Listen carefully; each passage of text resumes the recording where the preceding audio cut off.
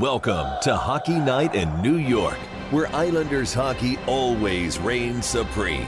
Whether you were raised at the barn in Uniondale or born in the stable at Belmont, Hockey Night in New York is your home for all things Isles. Now, let's drop the puck and get this party started. Ladies and gentlemen, it is Hockey Night in New York. Welcome to the program, everyone. It is Sunday, November 24th, 2024, coming at you live from Floored Media in Rockville Center. Did you just check your watch to make sure the day was right? Yeah. Well, we're back at the studio here, ready to have a good time at Hockey Night in New York. Big show coming up for you tonight. Mike Rupp of NHL Network will be joining us. Looking forward to chatting with him. My name is Sean Cuthbert. With me most of the time is Mr. Stefen Rosner. Stefen, how you been, pal? I'm proud that you got my name right this time. Right, yeah. Pouring out for Christian. But no, happy to be back here. It's going to be a great show. Rupp's going to be awesome, so I can't wait for that. Let's have some fun, but before the fun begins, I want to remind you all about our wonderful sponsors, starting with Main Street Board Game Cafe. Find your crowd and unplug your game at 307 Main Street in Huntington Village. We're also proud to be sponsored by Center Station Bar and Grill in Rockville Center. Catch every Islanders game with great food and drinks at 279A Sunrise Highway in Rockville Center all season long. And we're also proud to be sponsored by Razor and Kniff, attorneys at law, ready to fight for you. Check them out at razorandkniff.com. That's RAISERANDKENNIFF.com for a free consultation. And folks, if you're hanging out with us live in the chat, you want to get your questions answered during Questions Brewing, type in Questions Brewing followed by your question, and if you're lucky, we'll answer that question. So, with the pleasantries out of the way, now it's time for Experience Points, presented by Main Street Board Game Cafe, where we make our points about the Islanders' experience last week. So, let's talk about that experience. Stefen won a game in regulation, which is great. They did. That's their fifth game, their fifth time in 21 games. Took a little while, but they got there. You got 2 points away from a second wild card. Their record is now 8-5 with 21 points. But let's rewind all the way back very quickly, very briefly to Saturday against the Seattle Kraken. That was a loss that was kind of typical of the season. Yeah, well, goal interference, right? We got to talk. We got to talk about that. We do, yeah. Let's be clear. Islanders had chances to build on their lead. Of course. Failed to do so, and they leave it into the fate of the goal interference gods, which don't end up usually going in their favor ever. And this one was a weird one. By definition of the rule, if a player goes into the crease and impacts the goalie without being pushed in, it's goal interference. That's what the rule says. Tanev goes in there, interferes with Sorokin, puck deflects off Brock Nelson in front. They count the goal. Patrick Roy is fuming, said that we got robbed, and also said that I guess I haven't played enough games. Understand what the rule is, because what the ref told him was it wasn't enough there. So there's a huge gray area with the rule. Sure as shit so the Islanders blow the lead in the third period. It was a slim one-goal lead, but they blow the lead on a breakdown, leading to a McCann breakaway goal or semi-breakaway goal, and then that backbreaker. And then also the Islanders did challenge. They lost the challenge. They were shorthanded for 2 minutes of the final 3:13. Right. Brock Nelson gets in a breakaway, can't score there. They lose a tough game, and then they don't get any points. It's another game where they have a late lead in the third period. It's blown under 5 minutes to go. They end up dropping the game in regulation, which is just heartbreaking, backbreaking, whatever you want to call it. But this has been a trend now for this team. We are. I did. I haven't heard that in like quarter of the 6 way months. through the season, and this is something that continues to happen. It even happens a little later in the week. You say, but wait, there's more. It's like an infomercial. Yes. So that's a tough one. That's a game the Islanders kind of needed to win against Seattle. Didn't go their way. But hey, Brock Nelson got a shorthanded goal, and Pierre Engvall scored. First off, that Brock Nelson shorthanded goal was a goalie's nightmare because Decord realized he had no play once he toe dragged, but then the puck was sitting there. Right. And then you just watched Decord's head just drop. Nice goal. And Engvall, again, when he crashed the net, good things happen, and we're seeing that happen. Yes, it just didn't amount to a win. Right. But let's move on to Tuesday. Let's do it. In Calgary, 2-1 shootout loss. This is another game where they have a 1-0 lead. Lead is blown in the third a little earlier this time. They didn't wait till the 5-minute mark. Why wait, right? Right. Let's just get it over with, right? But, I mean, just the same old song, right? And I spoke about this on Twitter, how the Islanders are playing... I told you, man. It's Twitter, bro. It's called Blue Sky. Blue Sky, right. We're over there now, by the way, if you want to check us out over there. But, this is a situation where, like I was talking about on Twitter, You have a team here in the Islanders that they're in just about every game they're playing, right? They're always close. They always seem to be by a goal or by an empty net or whatever it is, right? But they play the type of game where the margins are so thin, where any little mistake, any penalty that they take, particularly in this game, Scott Mayfield takes that penalty, and it just seems like it almost always ends up being a backbreaker. Does it always happen? No, but for whatever reason, they can't make these mistakes because it just seems to be killer. Well, they don't play a clean enough game to basically be able to trust themselves to hold on to these leads and to win. So you look, here's another example where, they're playing, penalty-free hockey into the third period. One's finally taken. It happens to be Scott Mayfield, some fans' favorite whipping boy on the Islanders roster. And of course, because the Islanders penalty kill is so atrocious, the puck ends up in the back of the net. They can't recover from it. Game ends up going to a shootout and they lose.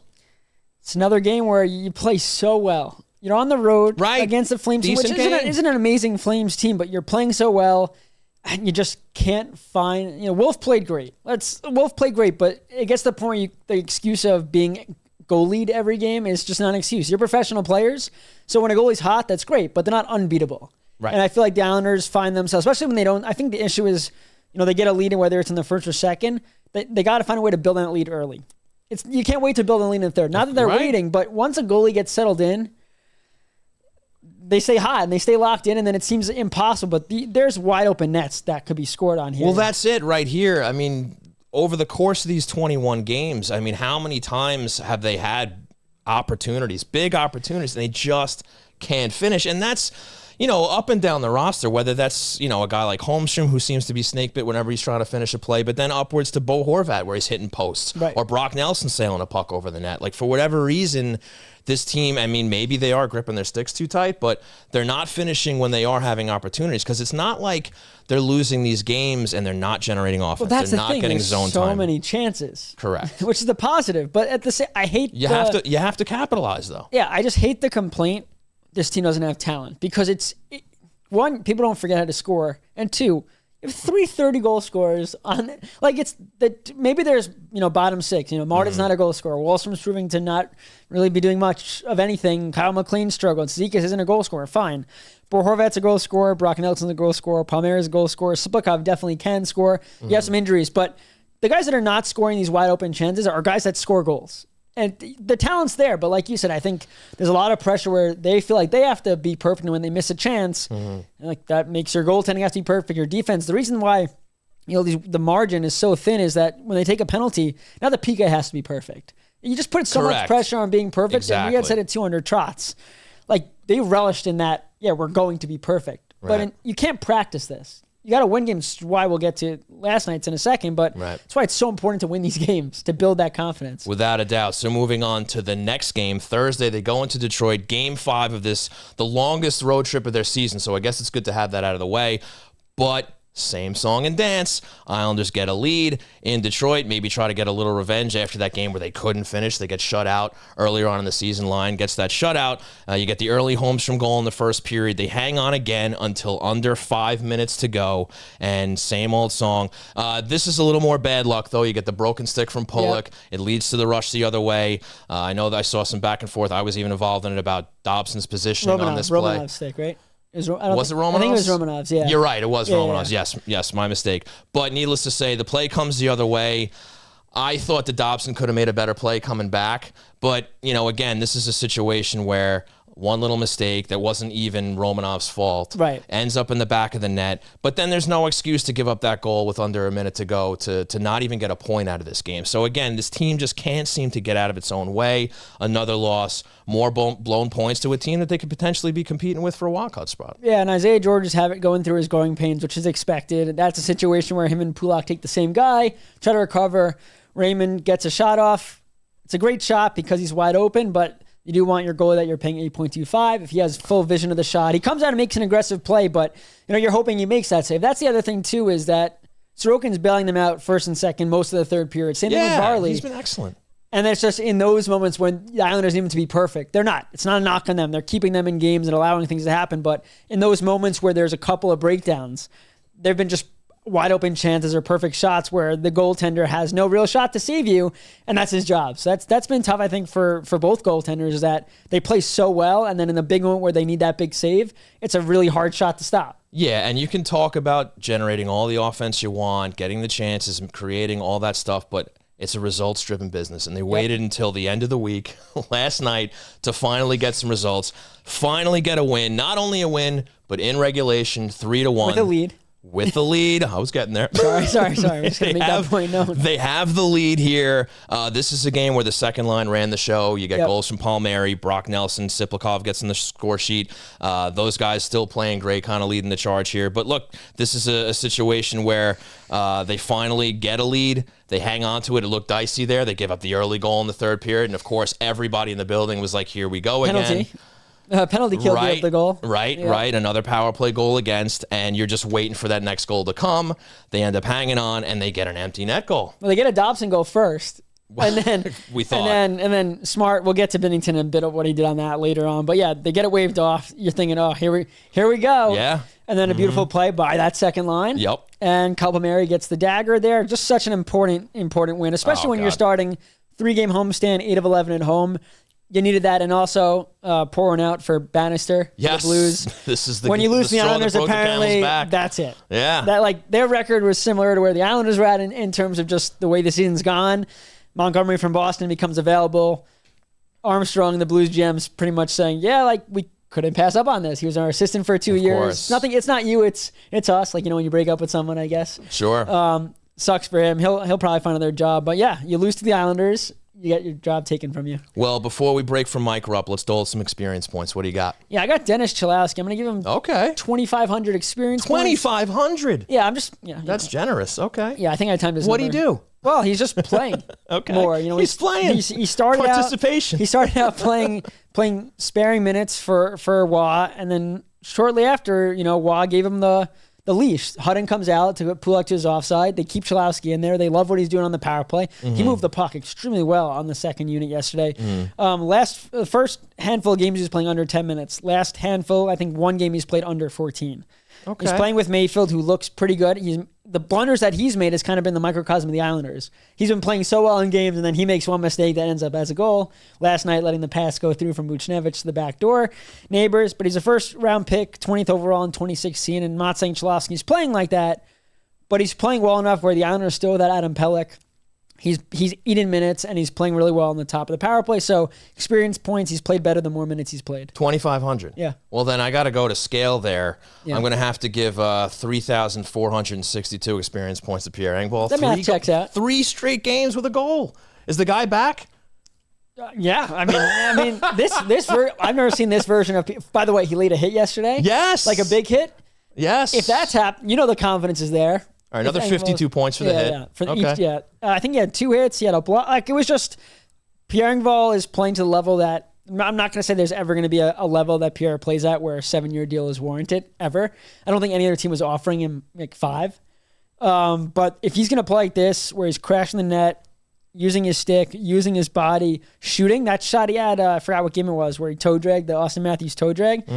Unreal. Yeah. That's something we haven't seen, so he's been great. He can do it. He just needs to do it more frequently.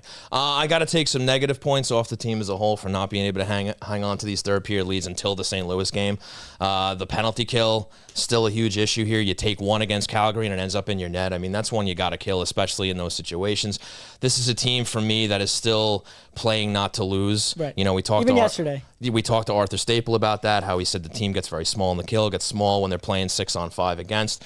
And it seems like that's still the case, and they need to gain confidence there. Hopefully last night against St. Louis, they built some up, but this they have to get rid of this issue. Otherwise, I mean, listen, you're not making the playoffs 500. You might be 2 points out now, but teams are going to start pulling away if you can't start, building off of this and getting some wins. Yeah, they're so close. They're just so close. We have to break for Mike Rupp. We certainly do. So that will do it for Experience Points presented by Main Street Board Game Cafe. Unplug your game and raise your experience at 307 Main Street in Huntington Village on Long Island's North Shore. Games for sale and for open play. Food and drink, beer and wine, fun and friends. Bring the magic of phones down, eyes up, tabletop board games to your family. Our staff will help you find the right game, from old favorites to the hottest new releases. We have everything from strategic to easy party games. Get off your screens for a night your family will remember. Looking for meetups to join? Our Magic the Gathering, Dungeons & Dragons, Lorcana, and organized play communities are welcoming for all. We also do parties and corporate events located at 307 Main Street in Huntington Village. Go to mainstboardgamecafe.com for more information. Main Street Board Game Cafe. Find your crowd, unplug your game. And with that, we're going to take a break. And join us on the other side will be Mike Rupp. Islanders fans, Sunday night is hockey night in New York. Whether you were raised at the barn in Uniondale or born in the stable at Belmont, tune in to Hockey Night in New York. Catch us live from Floored Media in Rockville Center, Sunday nights at 8 p.m. Eastern, as we cover all things Islanders at twitch.tv/HockeyNightNY. All episodes are also available on YouTube and all your favorite podcast providers. And for all you social butterflies, you can follow at Hockey Night NY on Twitter, Facebook, and Instagram for all the latest updates. Hockey Night in New York, the best night of the week for any Islanders fan. Attention all artists, storytellers, and creators of all kinds. It's time to make your content stand out above the rest. And Floored Media is the place to make your visions become a reality. Maybe you want to elevate your podcast and add some video, or turn that novel you wrote into an audiobook. Or maybe you just need the right space to produce your daily vlog. Whether you're a seasoned veteran or just starting out, Floored Media has the professional facilities, exceptional staff, and intimate atmosphere to breathe life into your creative passions at every step of the process. Did you have a nice break? Well, it's time to get back on the couch for more Islanders therapy on Hockey Night in New York. Welcome back to Hockey Night in New York. Joining us now on the line is NHL Network and Sportsnet Pittsburgh analyst, former Islanders draft pick, Stanley Cup champion, Mike Rupp. Rupper, what else you got? What else do you do? Well, today I was putting up Christmas lights, so I'm a handyman as well. So let me know if you guys need any help with any of that. Yeah, I'm Jewish, but thank you there for that. So, Okay. Rupper, start off here with the Islanders, right? We'll start here. This is an Islanders team that's obviously been snake bitten by injuries. 2/3 of their top line is out. Entire left side was out for a little bit. Struggling to score goals, struggling to hold on to leads. Just what are your thoughts on this Islanders team right now? You know what? I feel like they're tough to really get a read on what they are. Are they any different? The injuries have certainly been a thing. I think that when you're talking about the Islanders, they're in my mind, they're in this grouping of teams in the Eastern Conference where I look at it more of who I think they're going to be in competition with down the stretch here for a playoff spot. And you also have to ask who's coming out potentially. I know the Islanders were obviously in last year, but who's coming out? There's a lot of teams in there that maybe have been struggling a little bit. Boston Bruins, are they going to get better? Is this who they are? Are they a bubble team? Are they a team that's not going to make it? I mean, I think that there's a lot of teams that kind of fall in that category. So, the Islanders have been one for a number of years now. I think the best way for me to explain how I feel about them is I love a lot of the players on the roster. Like I would be like, oh man, I'd go to battle with that guy any day of the week. I love this guy. I love that one. Collectively as a group, I think is what you're saying. So there's a lack of scoring. We've known that. There's lack of, I think, of feeling like they're better. They feel the same. I don't know if that's they made the playoffs last year with an absurd goal differential. I know that a lot of people talk about that, but to me, like that's a big indicator of how you are as a team. And I think that they kind of backed their way into the playoffs in some ways last year. So, I don't know. I don't know what to make of them. They're one of those teams, I guess, if other teams aren't going to take care of business, the New York Islanders, when they need to win games, I think because of the character they have in that room, they'll win those games. But if you take care of business at all, I think the Islanders will be a team that's probably on the outside. Hey, Mike, how's it going? Sean here. Thanks a lot for joining us. So you talk about character, and to expand on that, this is a team now who's a quarter into the season. And a big theme last year under Lane Lambert and then again with Patrick Waugh was they were blowing leads left and right, giving up points left and right. And we're seeing the same thing now, and there was a lot of hope among the team, among the fan base saying, Patrick Waugh is going to get his full training camp. They're going to, work on his system, get there, and they're having the same problems that they had last season now going into this. And as a former player, I mean, I'm sure you've had an experience where with blowing leads, maybe here, there. How do they look at themselves in the locker room and say, how do we get out of this? Right? Is this a team who's maybe gripping their sticks too tight? What do you think's the reasoning behind this issue carrying over with essentially the same personnel? Yeah, I find that, again, I'm not in that room to really know, but when you're blowing leads, a lot of times I find that it could be a couple different things. You could be a team that's just they're one-dimensional offensive team that likes to run and gun, and you're gonna get some against you too, and you're gonna have some bad moments that way. That I don't think is these guys. I think when you're having trouble scoring goals, you let your guard down in other areas that are generally pretty tight, and you try to find ways to generate. I think whether it's individually or as a team, when the puck's not going in for you, you tend to you're a little more fragile in the way your decision making, I think, on the ice is. And I'm covering the Pittsburgh Penguins. They are very fragile in that department where what's right in the moment, but it's almost like you can't help yourself, and you take an opportunity or take a chance, or you're trying to force some offense. I find that that's something that maybe will start snowballing as far as giving up these leads and these comebacks against you, and it just kind of creates a big mess because you're just kind of scrambling. And I think it's all stemming around just feeling good about your game and feeling confident that you have the ability to put the puck in the net consistently. And there's some teams in the league that don't feel that way, I believe, and that's why they end up kind of shooting themselves in the foot and letting down their guard in other areas. I wanted to ask you, Rupp, about Noah Dobson. He's a guy that Islander fans have been really high on for a while. He had 70 points last year. Just if you have seen film on him, just what have you seen from him, especially defensively? Because I feel like the Islanders are waiting for him to take that step. You have, the superstars like Cale Makar, Quinn Hughes. He's not in that level, but I think there's a way for him to still produce offensively while also shoring up his defense where he's not a liability out there. Yeah, no, I mean, last year, what a season. This guy was 70 points. That's no joke. And then before we kind of had, we know we've had Erik Karlsson in the league for a long time. So he was one of those defensemen, even when he was with Ottawa, that kind of was that 80-point guy. But I feel like it wasn't really until recent years when you're getting the likes of Cale Makar and Adam Foxes and these types of defensemen that are putting up these types of numbers. Quinn Hughes last year, what he had like 90 points or whatever he had. It's all of a sudden now let's not forget about what 70 was not that long ago. 70 is a lot of points. I think Noah Dobson's extremely talented. He's got a great shot. I wonder to that degree, though, also how much of the team not scoring weighs on him. I mean, he's a guy that I think a lot of times we talk about players up front that maybe grip the stick a little tightly. They put a lot of pressure on themselves to create offense as a forward. Well, what about as a defenseman? I mean, this is a guy that has to connect the dots from the back end to up front and power play. And the defensive side, I'm not overly concerned about because we've seen this high end offense from him.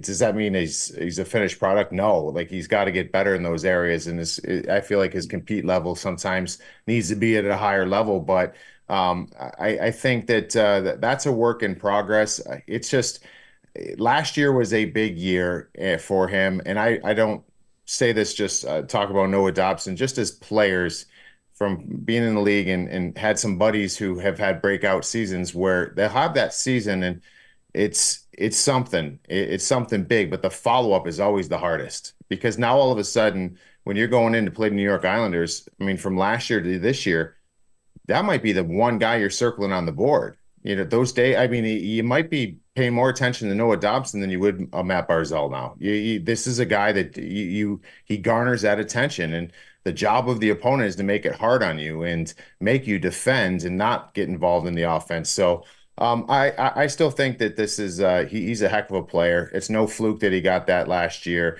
He's just kind of going through it right now. Yeah, for sure, Mike. And you mentioned the Islanders' competition, the teams that they're going to be battling with for a playoff spot here.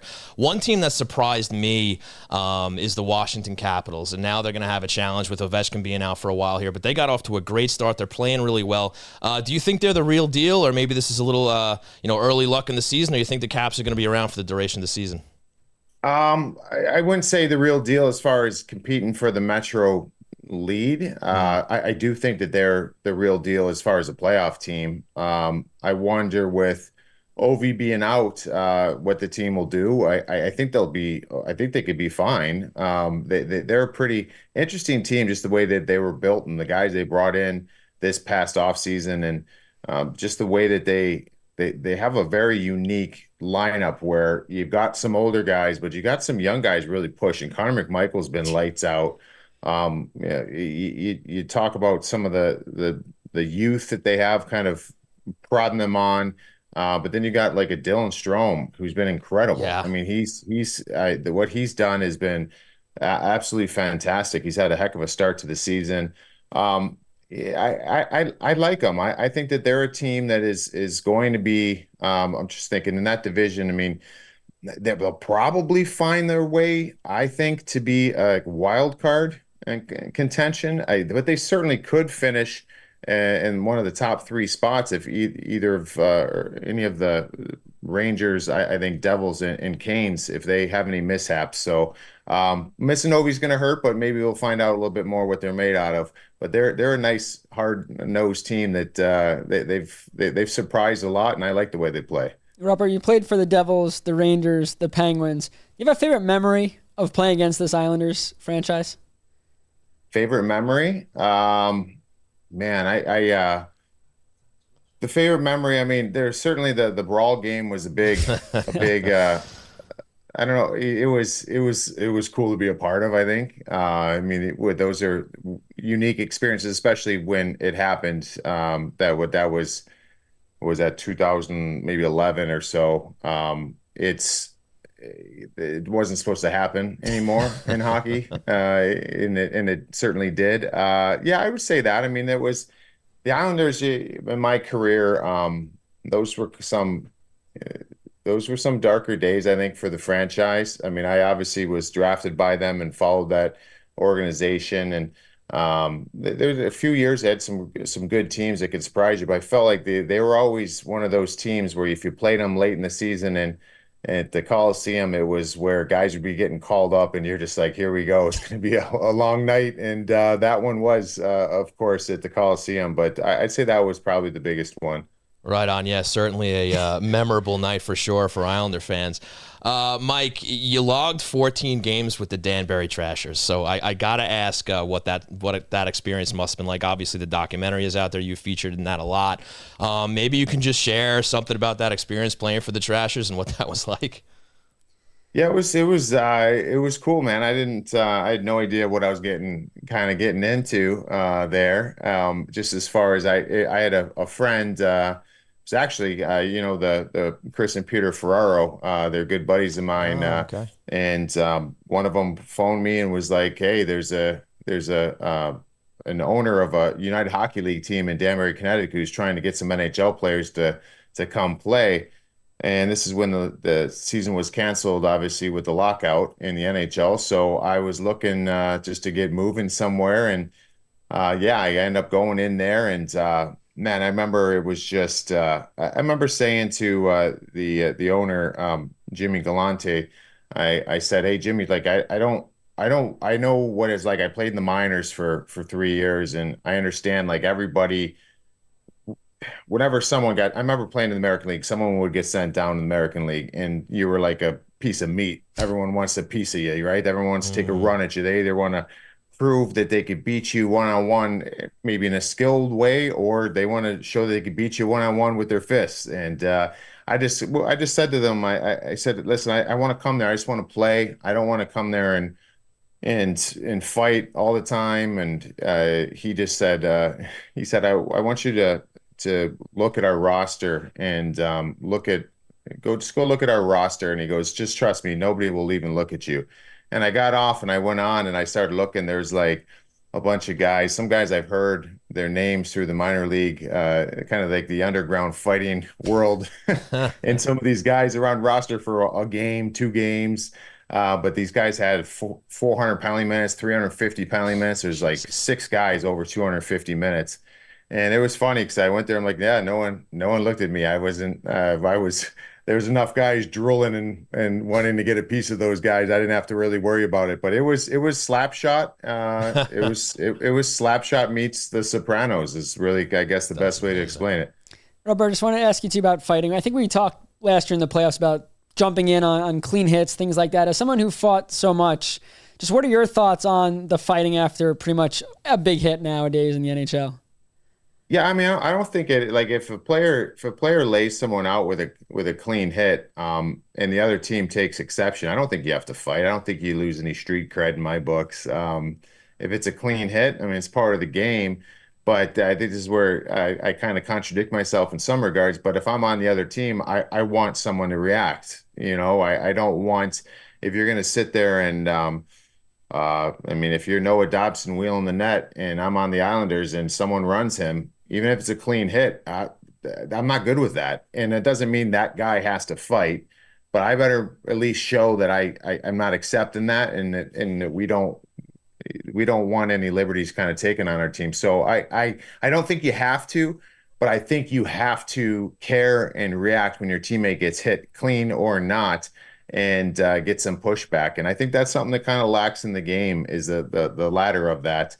But yeah, we do see just automatic fights and then people saying like, "Oh, you have to." No, I don't think you have to if it's a clean hit. For sure, Mike.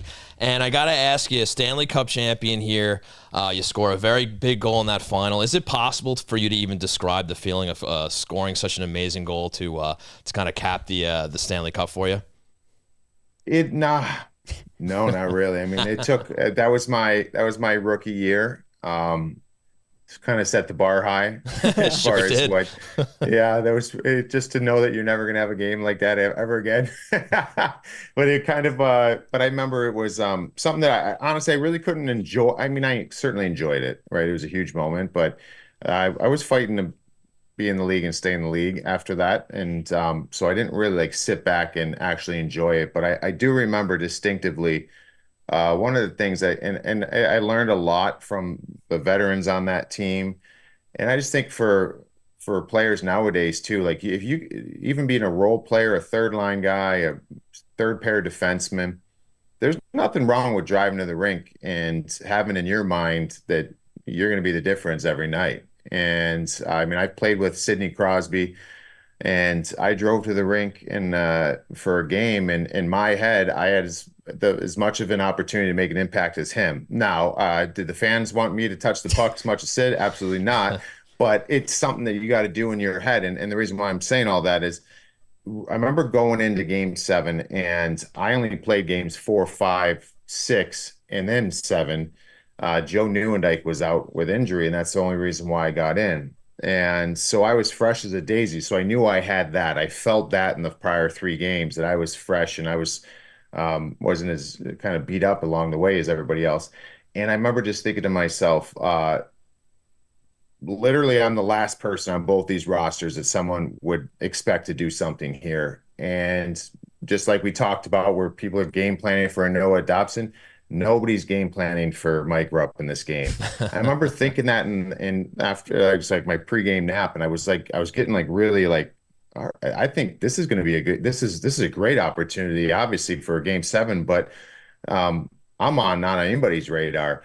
And so I kind of felt really calm and excited for the game. I wasn't nervous. I had great line mates and Jamie Langenbrunner and Jeff Friesen. They were both top performers in the playoffs that year. And yeah, we went out, and it's funny, when I was retired, I watched the game. We honestly, it was just one of those nights we could have had 5 or 6 goals, our line. So our line ended up getting all 3 goals in the game, and Marty pitched a shutout, which gave us an incredible opportunity to win. And yeah, I don't know. It was just something really neat that you could be someone that just comes out of the woodwork and is able to chip in some way. That's awesome, Mike. And the last one I'll throw at you, obviously some big head coaching changes here. You have Montgomery out in Boston, Sacco in there, Bannister out in St. Louis. They scoop up Montgomery. Any thoughts on those moves and how that might shake up Boston in the East and St. Louis in the West? Yeah, I mean, I think I was kind of surprised with the St. Louis one, but I think that's what you see sometimes when you get a goalie with, or not a goalie, a coach, I should say, with highly regarded. And sometimes when coaches become available, there's vacancies that weren't there that are made to get the guy. And I think that St. Louis looked at this situation too. And I think there's some other teams that there's some coaching whispers out there about potentially making a change. And I think that St. Louis is like, we got to do something before one of these other teams does. This is the guy we want. They know they have a history with Jim Montgomery. So they went out and did it. Kind of caught a lot of people off guard, I think. As far as Boston, I'm really interested to see about Boston because I don't think that's a well-built team. Like, that's a team for me that is they're vulnerable. And so I don't know if you're going to get a coaching bump like we always see. I don't know if that's enough, but just to go back even to the Islanders, when I'm looking up and down, I mean, who's getting in some of these divisions? I mean, there's going to be, I think you're going to have a mix of probably like off the top of my head, probably like the Bruins, the Islanders, Buffalo, Washington maybe in that mix, depending on how they kind of manage this. I mean, you're going to have this 4 or 5 teams, I think, that are going to be absolutely slugging it out for probably a third spot in potentially their division and the 2 wild cards. So it's going to be exciting to watch. I don't know. I don't think Boston is that great of a built team. We'll see if they're able to respond or not. Well, Mike, awesome stuff. Really appreciate your time tonight. Thank you so much. And keep up the great work on NHL Network. Love it.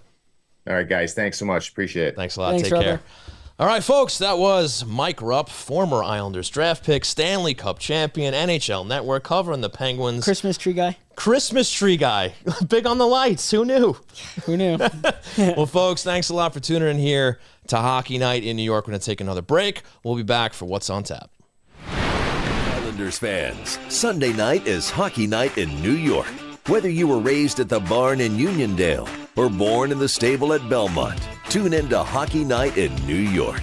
Catch us live from Floored Media in Rockville Center, Sunday nights at 8 p.m. Eastern, as we cover all things Islanders at twitch.tv/HockeyNightNY. All episodes are also available on YouTube and all your favorite podcast providers. And for all you social butterflies, you can follow at HockeyNightNY on Twitter, Facebook, and Instagram for all the latest updates. Hockey Night in New York, the best night of the week for any Islanders fan.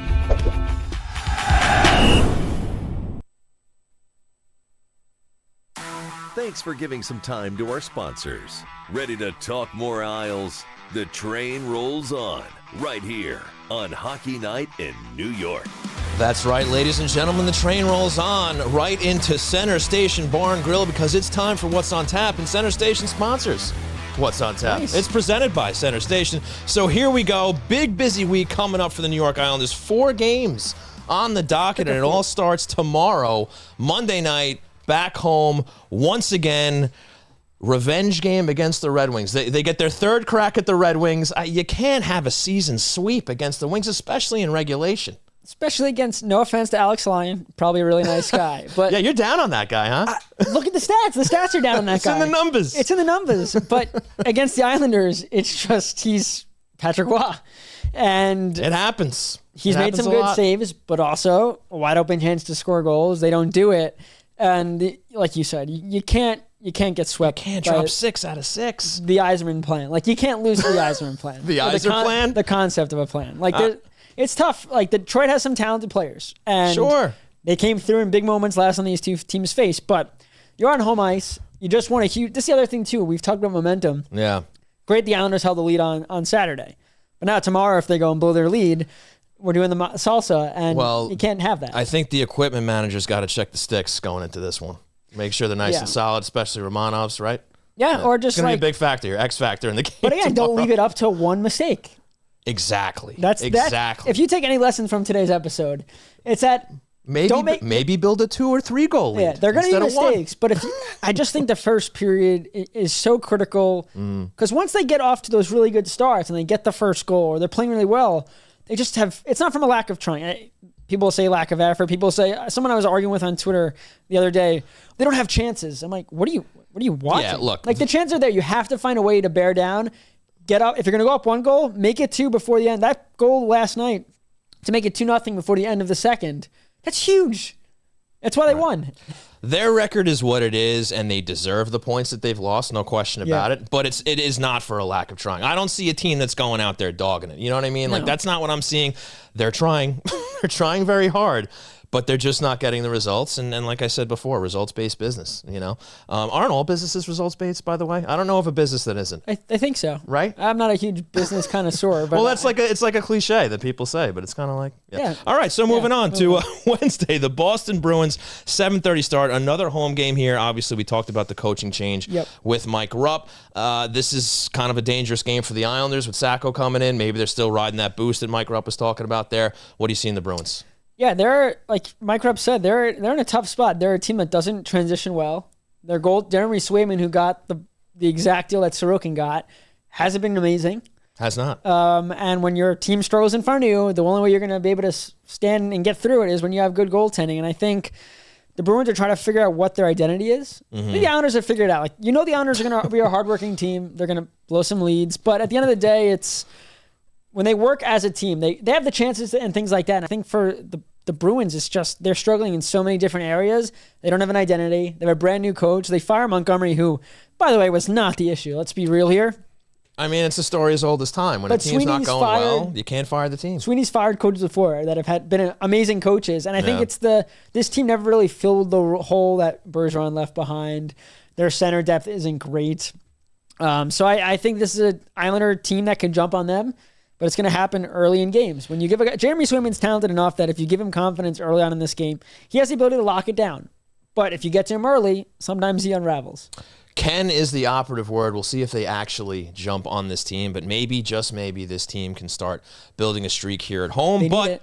Sorry, go ahead. They need it. They do need it. Yes. Sorry. So moving on to Friday, Black Friday, 3 p.m. matinee in D.C. because I guess most people have off that day. Well, they probably go to Walmart early in the morning. Right. Maybe watching the phone while you're at the store. If you're not shopping online. The big TV you just bought just for that game. Right. Yeah, not the football games, just for that game. Yeah, sure. Why not? But look, this is a team, as I talked about with Mike Rupp, a little surprising for me. Didn't think they were going to get off to such a great start. Ovechkin coming out on fire, chasing that goal-scoring lead.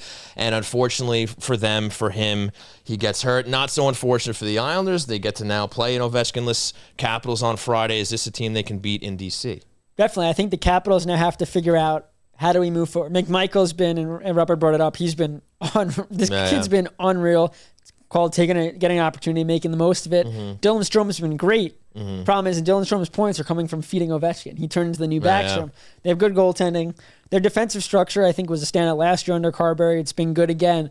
But yeah, you're taking out one of the best, not even just the best player on their team and their captain, but one of the best players in the league right now. Yeah. The crazy part is he gets hit during the TV timeout, whatever. He skates around in a fractured or tibia, whatever it was. Yeah, wow. The fact that he put pressure on that at all to go out, he's an absolute unit. But yeah, the Islanders, when you play teams like this, you got to take advantage because Ovechkin does not miss time often. He also kills the Islanders. Yes, so he does. You have to find a way to, if you're not going to beat them when he's in the lineup, when he's out, you got to find a way to beat them. Yeah, you got to take advantage of that. We'll see if that happens. What do you make of their goaltending tandem, Thompson and Lindgren? It's weird. It's two right glove guys. Right. And it always throws me off just watching those guys work. It's like a lefty pitcher. Just how do they do it? I like Logan Thompson a lot. I think he needed to get out of Vegas. It was tough with, are you the guy? Are you not the guy? Aiden Hill's the guy. Leonard's the guy. Fleur's like, they had all these guys, and he was not the guy. And I think it was a great move. I think Darcy Kemper is what he is. I think Logan Thompson's ceiling, he's much younger, is much higher. I like the tandem. I think it's good. Lindgren, I felt bad for Lindgren because he did so well last year. They trade Kemper, and you're thinking, all right, he's the guy. Right. Psych. Yeah. But he's very good. It's all about the structure for both of those guys. I think the goaltending's been great, but like we saw last night with the Islanders, when we talked to Wah about Sorokin, we'll get to him a little bit too, is Sorokin was great, but the Islanders played pretty good in front of him, especially late in that game. So I think for the Capitals, they're winning a lot of games, good goaltending, but their structure also, they're spending a lot of time in the offensive zone.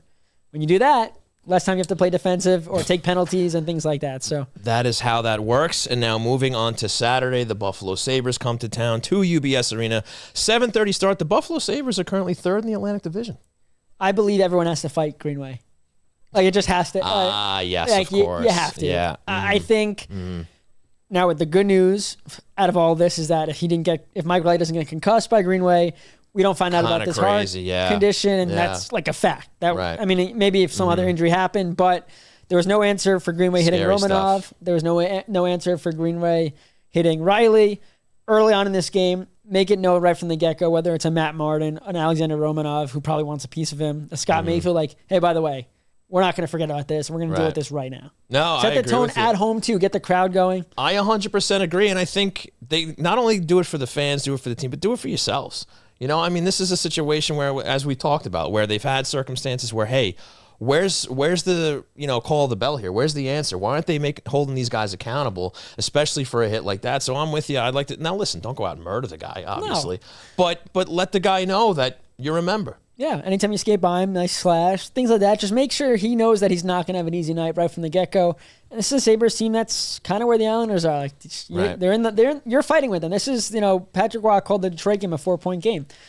All these games against the Atlantic and the Metro are 4-point games. Now, not in February, not in January, right now. So depending on how you do this week, close out the week there against Buffalo. This is a beatable team. Fun way to beat them. No doubt. So that's the 4 games on the docket, 3 at home, 1 on the road in D.C. We'll see how the Islanders do, and that'll do it for What's on Tap, presented by Center Station Bar and Grill. Catch great food, drinks, Islander games, and live events at 279A Sunrise Highway in Rockville Center. And now let's move on to the hero of the week with the ever triumphant music in the background that we must play because it's part of the program.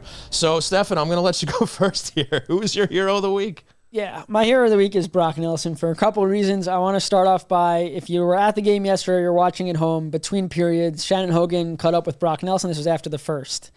And was talking about the period, how you felt, and said, listen, I want to talk to you about this kid named Henry Schaefer, 8 years old, battled leukemia. Favorite player is Brock Nelson. And Shannon said, listen, we're not supposed to do this, but he asked, his wish for you to score a goal. And Brock Nelson said, I'm feeling really good. Like, I'll do my best. Nice. And who scores a goal from his knees in a big moment to give the Islanders a 2-0 lead? Brock Nelson. And great stuff. Cancer touches all of us. My aunt's going through it right now. I took my 2 grandparents. Like, it's tough. Cancer absolutely sucks. And, Brock Nelson, obviously, there's nothing he could do. He just scored a goal. But for this kid, Henry, probably meant the entire world. And after the game, I asked Brock Nelson about what it meant to him to just be part of this magical moment for this kid. I believe in, you hear those stories a lot, and I think it's just special. I mean, it's a special night anytime, every team around the league honoring, those who are battling, those who are fighting. So for him to be here and, have that request or wish, however you want to say it, it's special for sure, and happy to get it for him, and a big win. That was one of 3 points Nelson had, and he ties Bob Bourne. Then he ties Tonelli.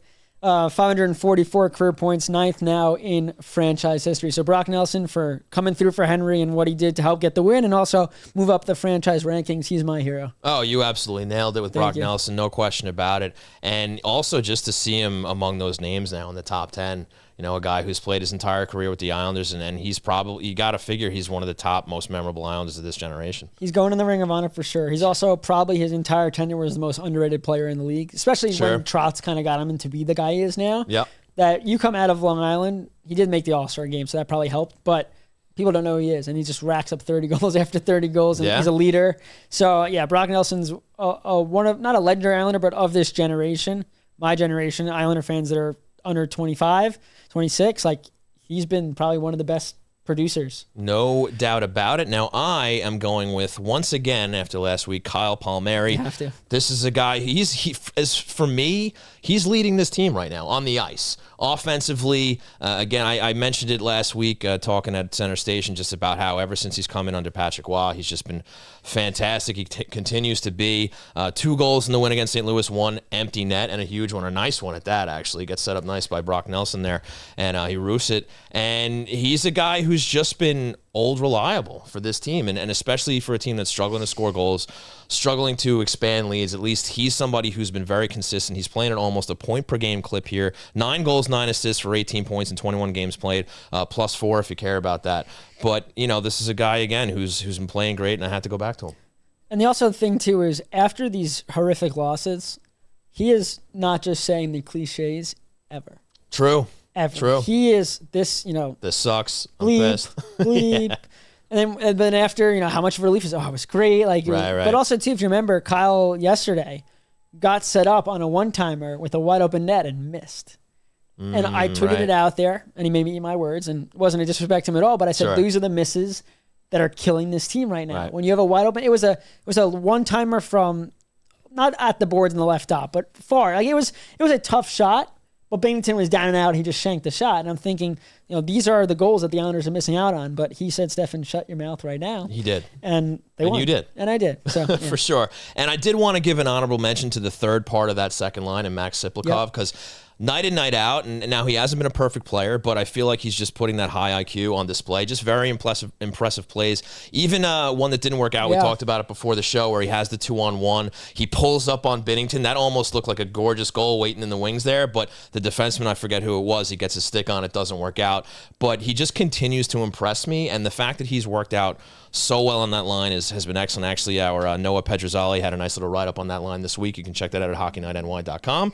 But those three guys, they've kind of been leading the charge. Obviously, Horvat's been there. Lee's been there for sure, even Pajot to a degree. But these are the three guys that have really stepped up with Duclair going down, Barzal going down, and carrying the offense for this team when they actually have some. And I'll keep saying it about Siplikov. Same thing with Isaiah George, too, is these guys are new to this league, and they make mistakes, but they don't let the mistakes impact their entire game. Siplikov had a couple of turnovers, and I know that's been an issue that wants him to be better. George has had his mistakes, his blunders, the penalty. But then they go right back out there, and they forget it. And we talked about with Laz when he was here about the iPads and like that, how that really has an impact on just messing with these players' heads, it seemed like. But two young guys, or young, Siplikov's 26, but two guys that are new to the league, they don't let those mistakes get to them, and that's why they're able to have success as games go on. Yeah, for sure. So that will do it for the hero of the week, and now I'm going to tell you a little bit about Isles Fix, Islanders Country. Get your daily fix of Isles news, highlights, and analysis by subscribing to Isles Fix, the Monday through Friday Islanders newsletter sent directly to your inbox. Sign up for free or become a paid subscriber for added benefits at islesfix.substack.com. And now it's time to take it to the Snake Den. Welcome to the Snake Den with Jake the Snake Ridden.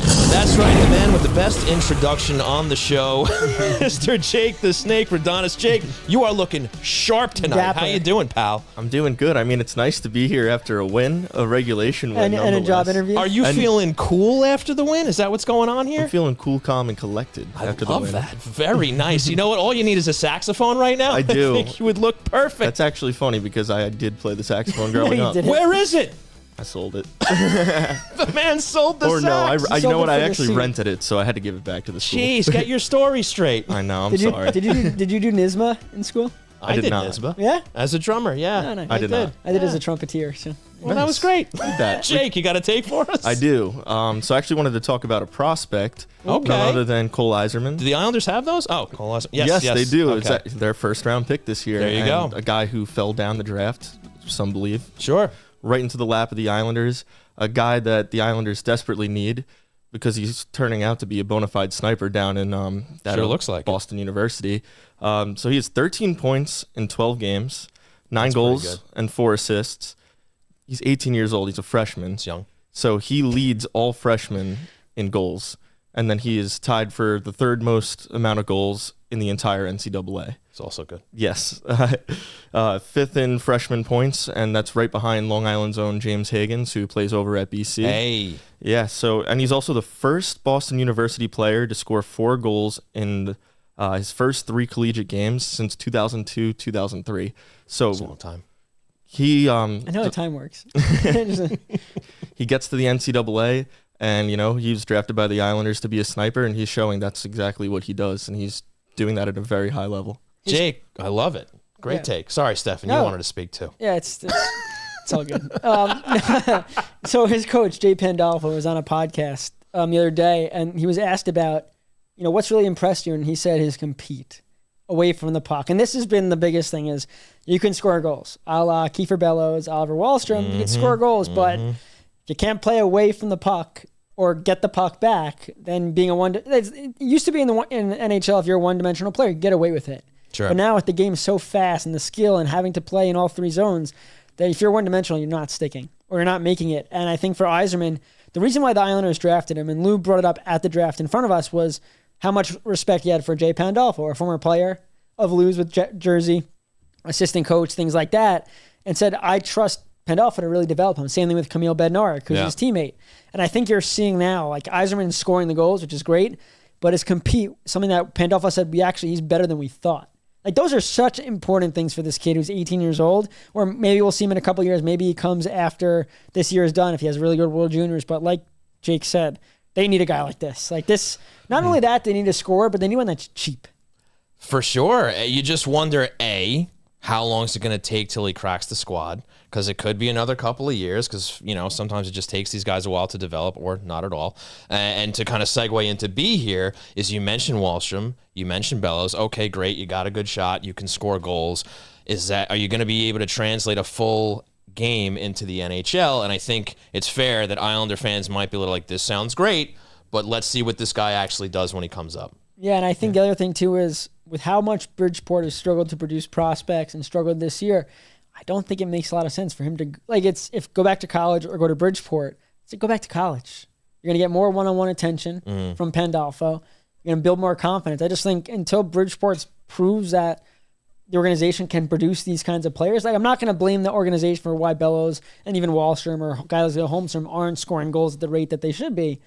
But I think a lot of it has to do with just the lack of development. I think for a guy like Yzerman, there's no point in throwing him into Bridgeport if they don't feel like that's the best spot for him. And even that, if he's playing for Bridgeport and playing a bottom six role, this guy is a proven playing against the best in the country in collegiate level, a top six, top line, elite goal scorer.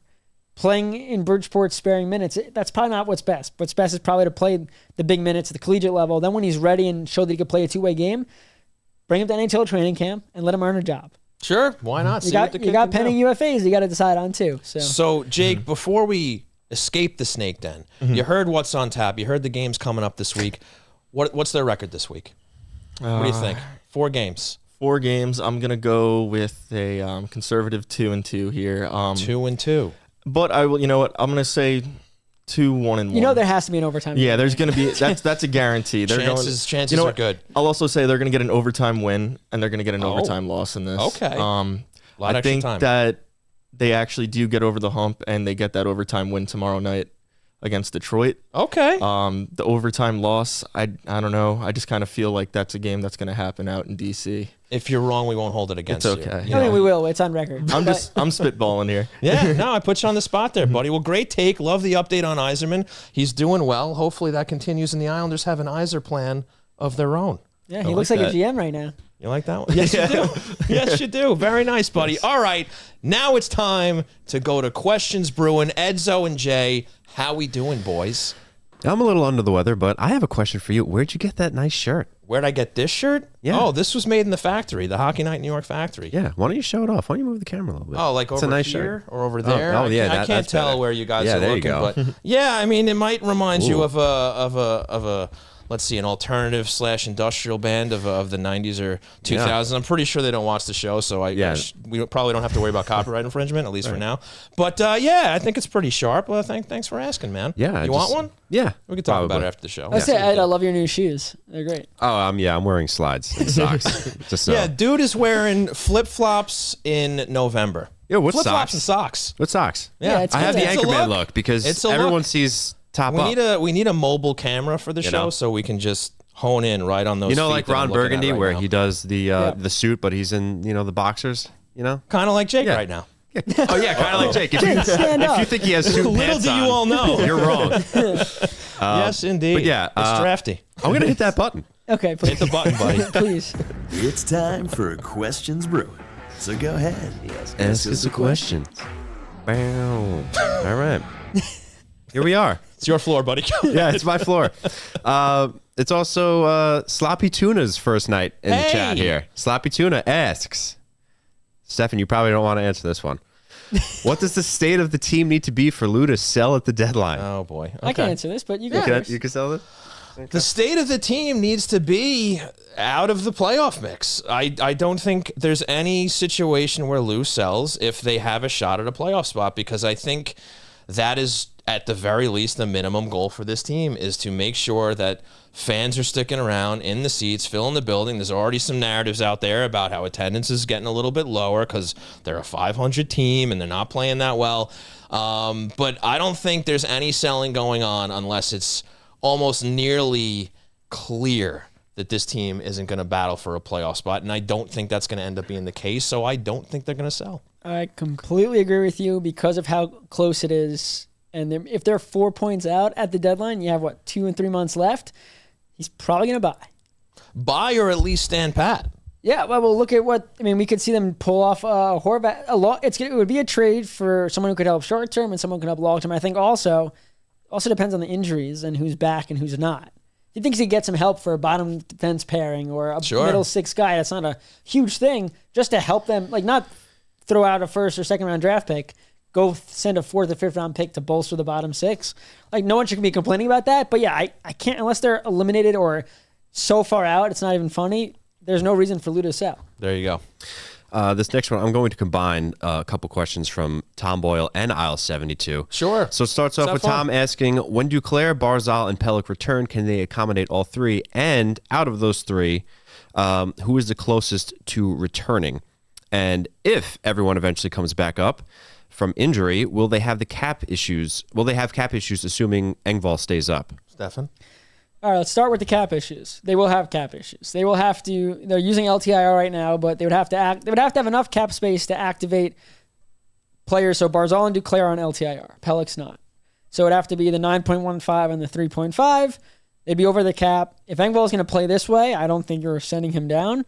I think that Martin, sadly for Martin, he probably goes. Wallstrom probably goes. You got to figure it out. The problem is I don't know if all three will be healthy at the same time. Also, with Mike Riley is on IR right now, they could easily just move him, and that's another 1.2 to LTI 2.5 in relief. There's always ways for Lou to go about figuring that stuff out, and he typically does figure out a way to manage that stuff. Right, yeah. And then with them coming back, none of them have been skating yet from what we're told. We know Mike Riley is doing a lot better. I spoke to Brock Nelson about it, which is great. We care. We know that he's going to be out a long time, more about just everyday life and being able to live the way he needs to live. Right. That's important. That being said, Duclair's a lower body injury.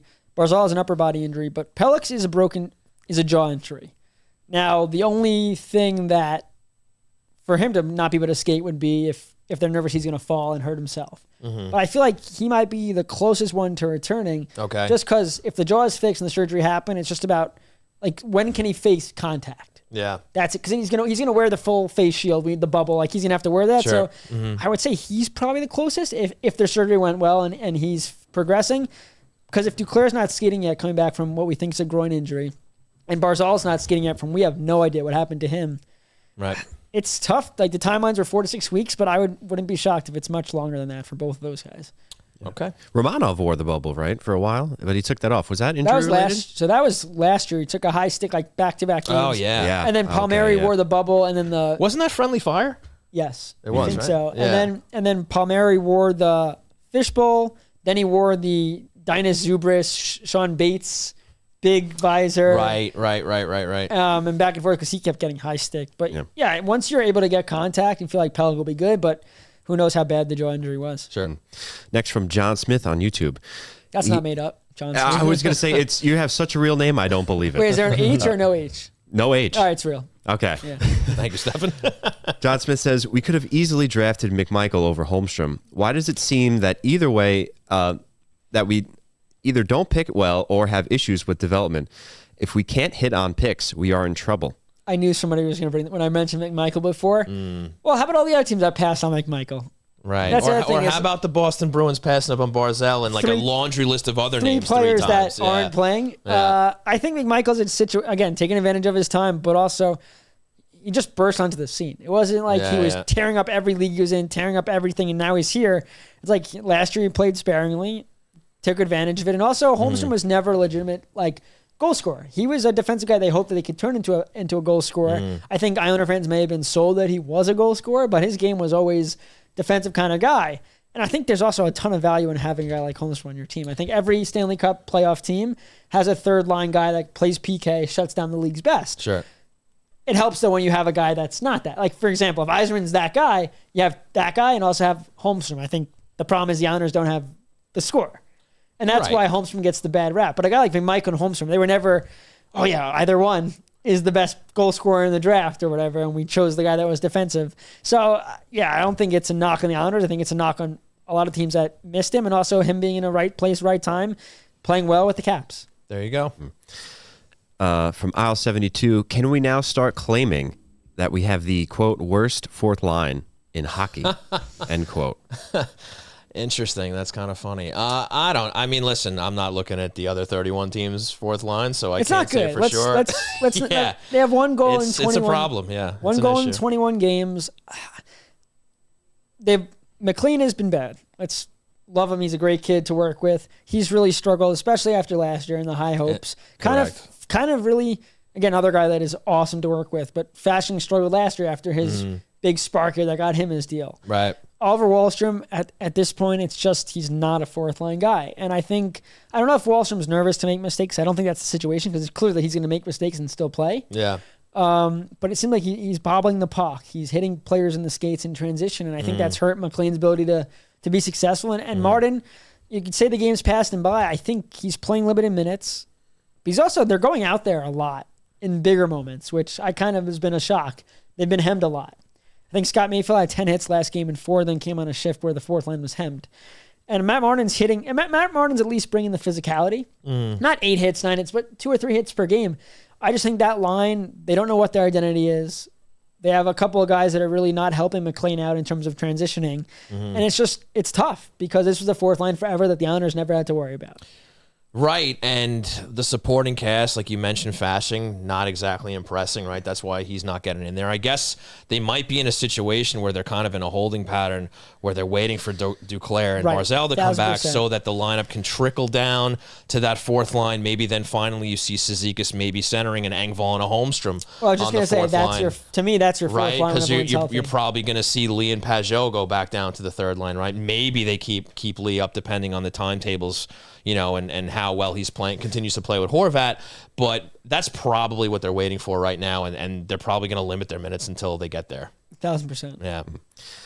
Next up from Enzeb, who has a lot of questions, by the way, but I'll start off with this one. Okay. As fans, aren't you tired of being a middle-of-the-road team and just making the playoffs? We have 0 chance to win the Cup, and we aren't bad enough to get a top pick. So a general question for the fan base. I can understand why that's tiring. I can. You can only hang your hat on those 2 runs to the conference finals for so long. And again, have you done for me lately sort of situation here. But the beautiful thing is about being a fan is that it's your choice. If you are tired of it, you don't got to go to the games. You don't got to tune in. I'm not saying to hell with you, but at the same time, if they're not doing what you want to see on the ice, or even from a managerial standpoint, it's your right to keep your money in your pocket.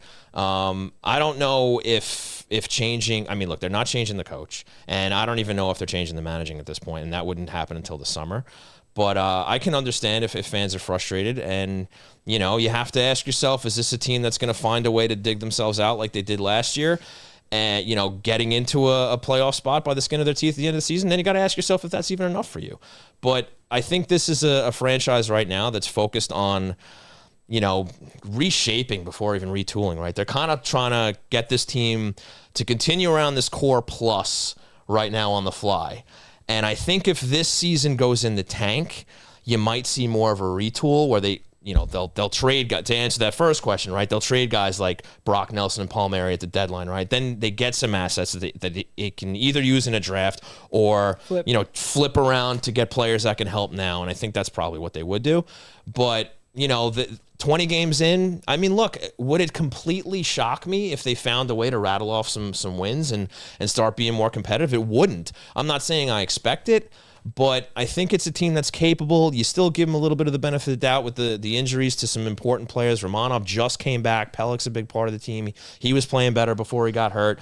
Duclair and Barzal are obviously going to make a difference.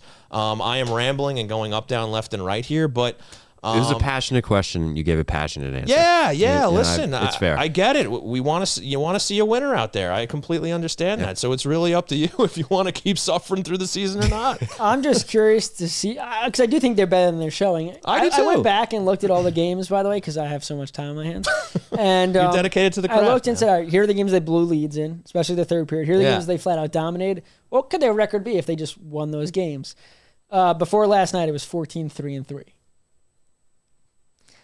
Then I also wonder, when they are healthy, and that is your fourth line, so you're getting rid of the fourth line that it is now, and somehow you get McLean involved, whether he's Barzal, Duclair, whatever, you figure it out. But like, how good can they be the way they're playing now? I think them coming back to the way they've played, their defensive structure has been pretty good.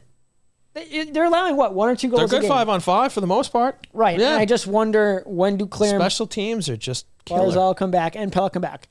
What is the ceiling for this group? Now, we might not ever get that. Yeah. The health might be an issue the entire year, the losses, but I'm just so curious to see the what if. What if they were healthy? So it might be a couple more weeks to figure that out, but if they're close enough when they get these guys back, it would not shock me at all if they go on a run and they're playing at a rate where it's like 100-point season if they were whole healthy. Sure, and especially because of how bad the rest of the conference has been on the bottom half, right? They're about to finish their season against Detroit, but there's still going to be those teams up there where if they are playing better, they can start collecting more points. So, I mean, look, you want to see them higher in the standings now, of course, absolutely, but 60-some-odd games to go, they can still get in there. Yeah. Next question, has time finally caught up with Cizikas? Yeah, he's struggled. I don't know if it's, I don't want to say time. He's older. He has a couple of years left on his deal, but I think for a lot of these guys, Cizikas played a huge role during the Trotz era, where a lot, we talked about I think we talked about Pellick and Pulak with Compton when he was on. And it's like, is it age or is just like the roles they had to play for that amount of years and the amount of minutes they logged? And again, sheltering up with the lead in the third, how much mentally it weighs on you. And I think I think it's been hard for Cizikas with losing Martin and Clutterbuck as line mates. You took a guy forever. 10 plus years, forget the years, no one remembers the years in Toronto with Martin. He played with guys, that never happens. You never see line mates, maybe Crosby, but you never seen guys where they're playing big minutes every night together, best friends, kids are best friends, and then losing both of them. I know Martin's back and been around the team, but he's not playing with them. Right. And he's playing, and also he's the two line mates he's playing with, he's played a part in their success. He might not have come on the scoreboard, but yeah, I think he's struggling to figure out, like, I'm here without my friends. And I just think it's weird because unless you've played in that situation where you've had line mates for that long, it's got to be weird. Now, the good players find a way to rally and play their game, but I think Cizikas is kind of wondering, I had a defined role. I wasn't an offensive guy. I had 1 year where he scored 20, but it was defense. Now it's offense. Same way with Pajot, another guy. I talked to him about this. He was defense right when he came here after being a top-line guy with Ottawa. He goes, you never forget how to play offensive, but you know what your job is.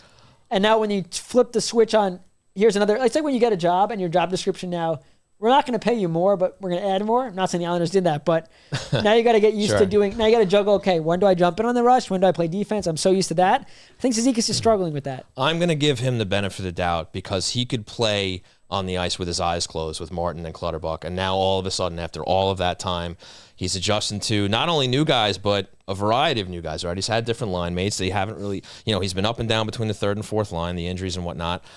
So again, has the game passed him by? I'm not ready to say that yet. We said that about Lee, and then here we go. Yeah, exactly. Yeah.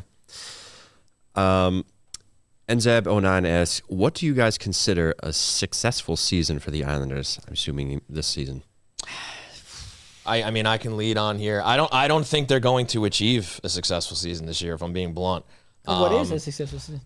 Listen, it's got to be at the very least getting past the first round because they've been doing the same song and dance now for the past few years. And, going back to the question earlier, right? Fans are only going to be satisfied with a first round exit for so long, right? It's nice to see the extra games. It's time for the second round exit. Right. Just like up in Toronto. Yeah. But no, I mean, listen, you want to see progress, right? It's those aren't cheap tickets in that building. I mean, you put a lot of time and investment into this, and you expect to have a successful product on the ice, and I don't think another first-round exit is.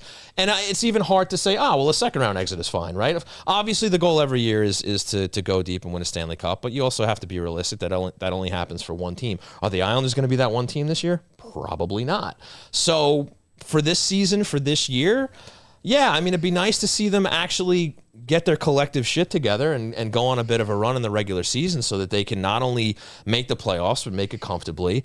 Maybe line up against an opponent that, isn't money against them like Carolina, somebody that they can actually topple, in the first round. And anything can happen. I mean, here's another thing. Ilya Sorokin is Ilya Sorokin this season. Yep. 60 games to go, but it looks like he's back, right? So if the team in front of him can get back, it's a cliche, but everybody knows you ride a hot goalie in the playoffs, anything can happen. Is there a clear-cut favorite in the East? You can name a couple of teams here and there. Probably Florida. Florida. But could the Islanders take some of the other teams if things bend a little right for them? And if Sorokin stands on his head, I think they could. Right? If you get those guys back that we talked about and they're playing well, or at least the way they're supposed to, anything can happen. So, again, another long-winded answer to a short-winded question. A successful season has to be better than a first-round exit, and we're not even sure if they're going to make the playoffs at this point. I'll take a different approach. Yeah. I think a successful season is putting this franchise in the best spot to have success going forward. So if they are out of it, if they miss the playoffs, but they are able to move assets and get picks back or get better players back. Let's say they move Brock Nelson and Palmieri, because right now their stock is rising. I mean, they're not negative assets. Even Pajot, second in the league in faceoffs, if they were going to move him. Sure. But if they missed the playoffs, but they were able to unload those guys and get back a couple of first-round picks or second, or they flip those picks and get guys that are going to help in the short term and long term, to me, that would be a successful season. Missing the playoffs and not moving the assets you can is a double whammy negative. But I think if they're going to miss the playoffs, but they put the team in a spot where they could have cap space in the summer and they have picks to bolster the franchise prospect pool or flip picks, like that to me would also be viewed as a successful season. Right. Sure. Well, piggybacking off of that statement, when do we shake this team up? It's been multiple years of the same thing and the same players. They consistently blow leads, throw away games, have a bad PK, and have a bad power play, etc. One of these big players has to go. Yeah, you think it would be the deadline. They're not going to... I think you have a situation, I don't think it'll happen, but for Yankee fans to remember when the Yankees traded Aroldis Chapman to the Cubs, they got Gleyber Torres back, another prospect, and then... making a point. And then they signed Aroldis Chapman back. I think there's a situation, if Brock Nelson wants you back and the Islanders are completely out of it, you could trade Brock Nelson to a playoff contending team as a rental, and then bring him back on a team-friendly deal in the summer if that's the way you want to go. Now, you can't guarantee that's going to happen, but I just think if Brock really wants to stay and the Islanders are out of it, you got to say, hey, Brock, you're going to get us a first-round pick back. We can't hold on to you. If you'll work with us, we'll trade you to where you want to go. Here, our team's asking for you, the playoffs. Let's go there, and then we would love to have you back if we could work out a deal with your agent and one that makes sense. Because we know, I feel like for Brock, it's either the Islanders or Minnesota.